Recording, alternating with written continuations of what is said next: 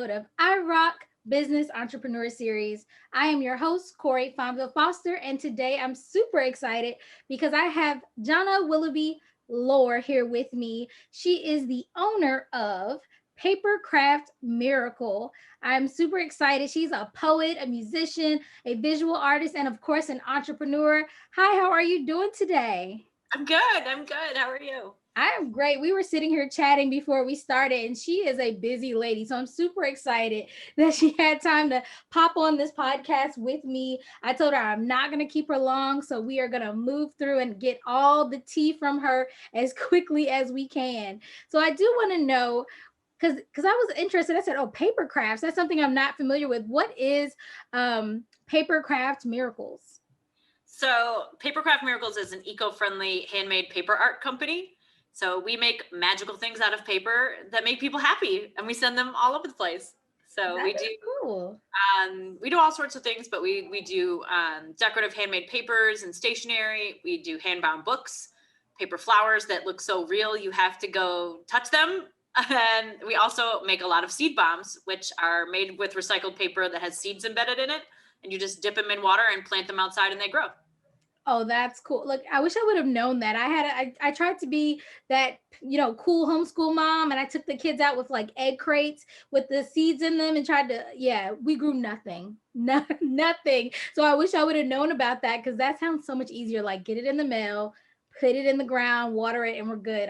We'll be talking after because Yeah, yeah, it's that would have made me look like the cool mom, like, oh yeah, we grew some plants. We waited for weeks looking at the dirt and nothing ever happened.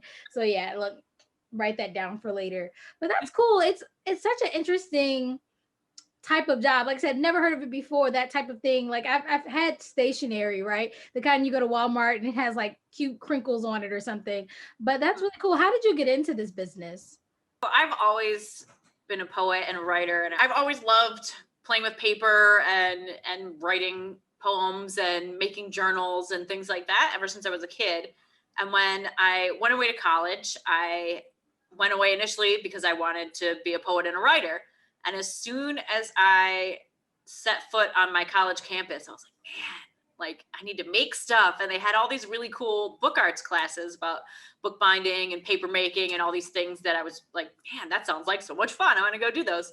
So I took all those classes. And at the end of my freshman year of school, I went to talk to my advisor and I said, hey, these are all the classes I took this year. What major am I working toward? And he's like, those are all elective, so nothing. Oh, And I was like, well, crap. Like, what am I supposed to do right now? I'm here on a scholarship. I can't have wasted a whole year of school. And he's like, well, what do you want to do?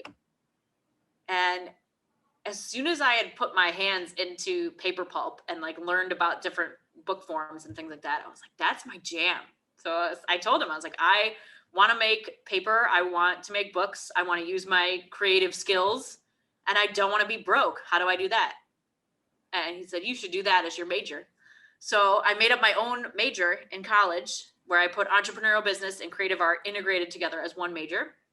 And I spent 4 years figuring out how to make money with art. that's amazing. Like, who knew you could do that? It's like, yeah, you get to pick this one or pick this one. You said, how about I make something and hey, and you make money doing it. So that's really great that you learned early on to, what you were interested in. I think so many of us, we have gifts, right? We have talents, but we don't know, like I said, it doesn't have a name yet, or we don't know what the name is or what the major is. And so we go into whatever feels okay. And then we spend so many years trying to find ourselves. So it's great that you did that in college because I know I didn't really find what I truly love to do until just a few years ago. And I wish I would have known earlier what I was into so I wouldn't have wasted so much time and money. All like I have a college degree that I'm surely not using, but yeah, all the money on things that I truly wasn't passionate about. So I want to ask you, what is your target audience? Like who loves buying paper products? It's kind of funny because I mean, the main people who are following us on Instagram, like, the main people there is, women who are between 25 and 45 typically. But I would say that we sell stuff to so many different kinds of people because there's people who come to us because they want to buy a gift for somebody else. And that's like our that's our real niche, is like making really, really special, customized, personalized gifts for people. So I'll meet with somebody and they'll tell me about the person that they want something made for, and I'll come up with the perfect thing so that when the person opens it, not only will they be like, oh my God, this is so special, but they'll immediately know who it's from without seeing who it's from on the card. So, I mean, anybody could want to buy one of those, I guess, in general, but you know, like when I'm marketing my business out there, my ideal client, should we say, since this is kind of about marketing and stuff like that. So my ideal client is women, or LGBTQ people in general tend to really dig our business, who are between 25 and 55, who care about the environment. They make over $100,000 a year. They want to make a difference with the money that they spend, and they like knowing the person who they're spending money with.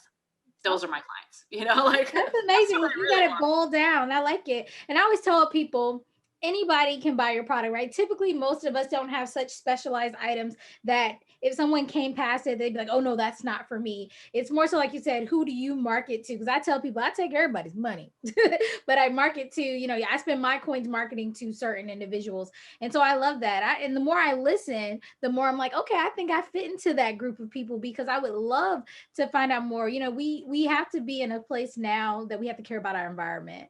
Like, you can't pretend it doesn't exist. We have to care about our environment, and you still want to have those really memorable pieces, like you said, those gifts. So I love that you have the two paired, that when I buy a product from you, I know that I'm not harming the environment, but yet I'm going to have something that someone can love, and it'll have a memory tied to it. And, you know, it sounds like you put a lot of thought into everything you make, which is really cool. Yep. Our motto is handmade with love and a little bit of magic. Okay, I like that. I like that a lot. So I was reading some information about you and your company, and I read that you had a grant recently, and I don't see that really often in business. Like, they're like unicorns. People talk about them in passing, but to see someone actually receive a grant, can you tell us a little bit about what the grant process was like, and, you know, what did you go through to get it, and what was that kind of experience with, you know, for you? What was it like? Sure. So it was in 2018, and one of our local organizations here does a big pitch competition to bring typically tech startups to this area, because we're in Buffalo, New York. And this organization called 43 North does that every year, and they give away $5 million to bring startups to this area. And one of the judges decided that he's from Buffalo, but he lives in the Bay Area, and he's like been very successful and is working for Facebook. And he's like, I love that we're bringing all these startups to Buffalo, but what about all these small businesses that are already here who would really, really benefit from a much smaller infusion of cash? So, you know, if we took $1 million and divvied it up amongst these small businesses, how much of a difference could that make in this community here? And we'll couple that with a year of curated business mentorship to like help them figure out what they need to know and what they don't know in their business, and then give them access to those resources, which is super dope. And so as soon as I found out that they were even doing this grant, and part of the component to the application was that you had to do a little video. And if you were selected to be in the top 50, you had to go pitch live in person, like Shark Tank style, to a room full of professional entrepreneurial judges. And I love what I do. And for me, if you read about my company on paper, you're like, that sounds interesting. But I know that like me and why I love what I do, and my excitement and my passion, my fire about it, that's what draws people in. They're like, I want to get on that train because I want some of that in my life. Like, I want to feel that way.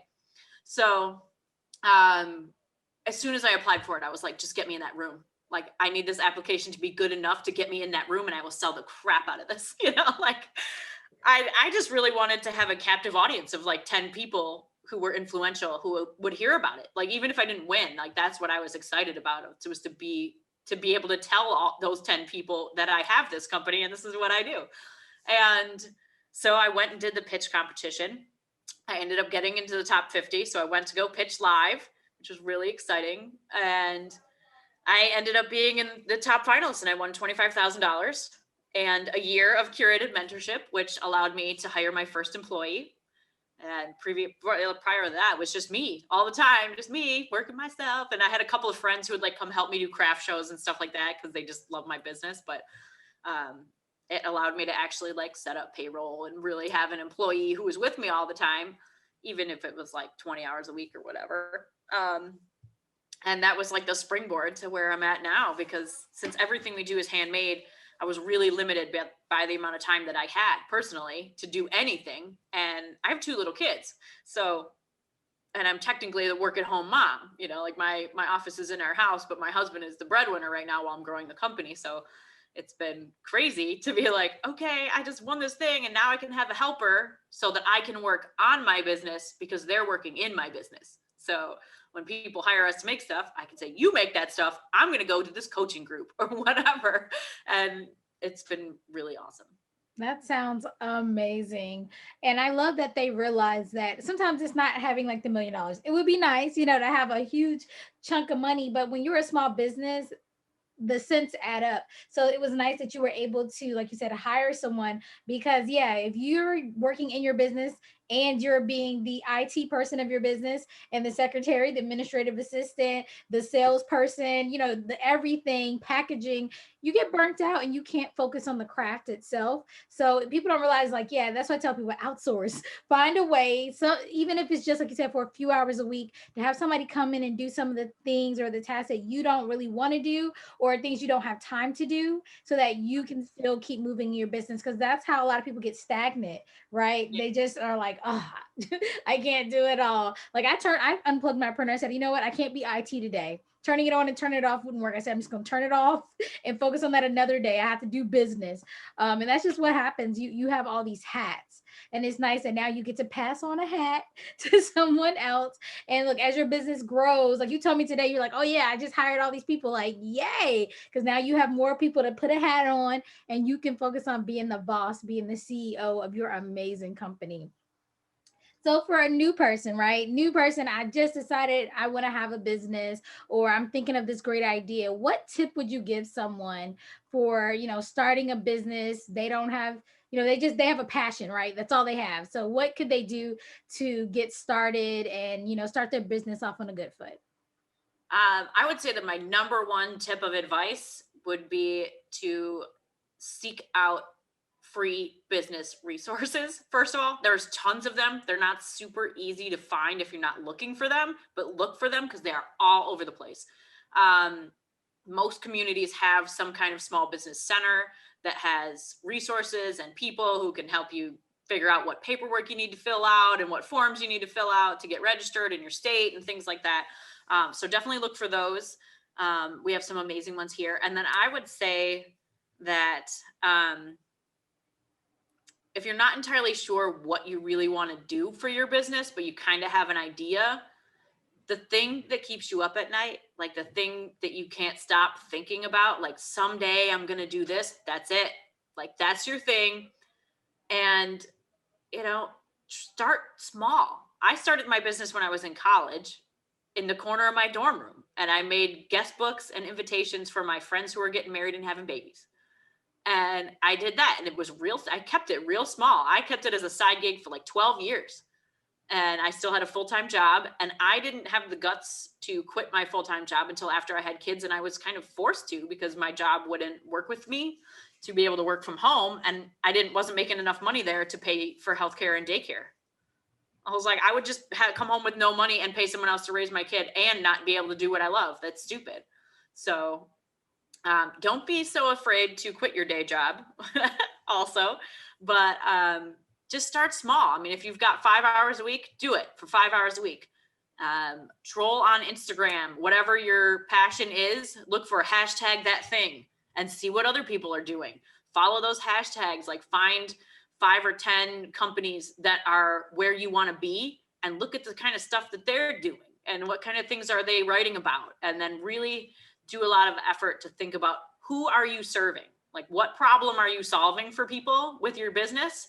And who are the people who need that solving? Like, because if you don't know who you're trying to sell to, then you're just going to spin your wheels. So you definitely really want to work hard on figuring out like, how is the thing that you're putting out there going to help somebody?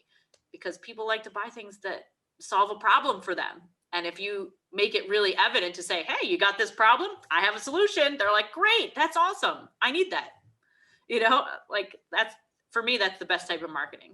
When somebody's like, I'll put a post out and I'll say like, not sure what to say when somebody dies and you feel bad, I got you. That's That's my amazing. And that's, jam. yeah, it's important to do your research. And that's what it really boils down to. Like, do your market research and know what people, like you said, what people want, what problem can you solve. And speaking of problems, I always ask people about their hurdles. Even though so far it sounds like your business has been just amazing. Look, she got the grant. She was, making it in her dorm room, all these cool things. But of course, realistically, we know that, in business, there's always going to be hurdles. There are always going to be obstacles. Being an entrepreneur is not an easy job. If it was, everyone would be one. So, what's a hurdle that you've gone through in business? And hopefully, it's been a hurdle that's made you even stronger or smarter as a businesswoman. There have been so many, so many. Because I came up with the idea of this company when I was like 19 years old, and I'm 38. So like I've been doing this for a really long time. And I mean, right as I was coming up with the idea for having a business to make art in the first place, I hadn't even picked a name or anything. It was the junior year of college. And right in like 3 weeks into the beginning of the school year, my mom passed away on Friday the 13th. And then like 3 months later, my dorm burnt to the ground with all of my stuff in it on her birthday. And then they cut my financial aid for school because I couldn't put her on my FAFSA anymore to get financial aid. So all in the span of like 6 months, like I became an instantaneous adult, and I just had so many things on my plate, and I was still trying to go to school. My brother and I had inherited our house like 5 states away, like 1,000 miles away.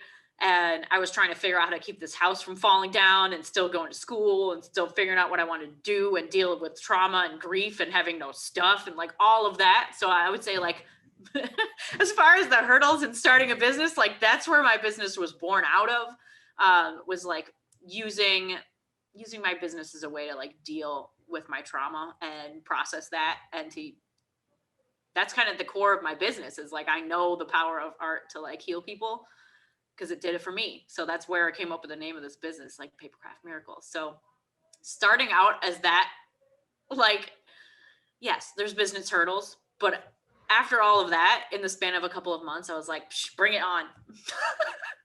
Whatever happens, That's amazing. That's a lot. that was a lot. I was like, wow, yeah, if you went through that, the sky is the limit. And I mean, wow.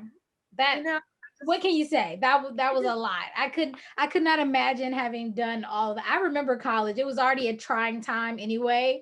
And so to have all those other things added on, like, go you, because you had to have had really thick skin. You had to have a very strong mindset, because many people would have folded. They would have been done, just in despair, unable to kind of get themselves out of it. And not saying you did it alone. Maybe you had some support, some people, that had your back, but still, that's a lot, especially at that age. Wow. Yeah, 20 years old. I've never paid rent in my life because I inherited a house before I had to live anywhere I had to pay rent.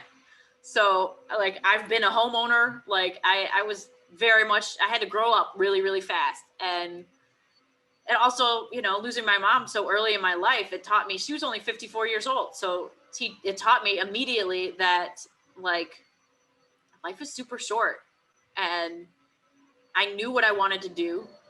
And I was like, I'm not going to wait till someday to start doing this, because who knows if you're even going to have that someday, because you never know. So if you don't take the time in your life to do the things that really fire you up and that you're really passionate about and share those things with other people, like, when are you going to do them if you're not going to do them now? That's a word right there. Okay. I feel you. Like, she said it. She said it. Don't wait. Do not wait. If you have a passion inside you, if you know you are put on this earth to do something amazing, do it. And you did just that. As I said, women are so powerful, man. It's so amazing that you have this amazing business that is continually growing. You know what I'm saying? Continually doing things. I looked at your bio and I was like, she worked with who? Let me look. Let me see. I got my little cheat sheet here. Was it Twitter that you worked with? Yeah, we did a big job for Twitter. We made a whole bunch of customized flower bouquets for them to send to their VIP clients that I am not allowed to say who they went to, but people you have definitely heard of have my flowers. Look, I didn't get one. Look, I'm not on the list. Like hella famous people have our flowers. I was like, I can't believe so-and-so's getting my flowers. Like, it was crazy. It was crazy.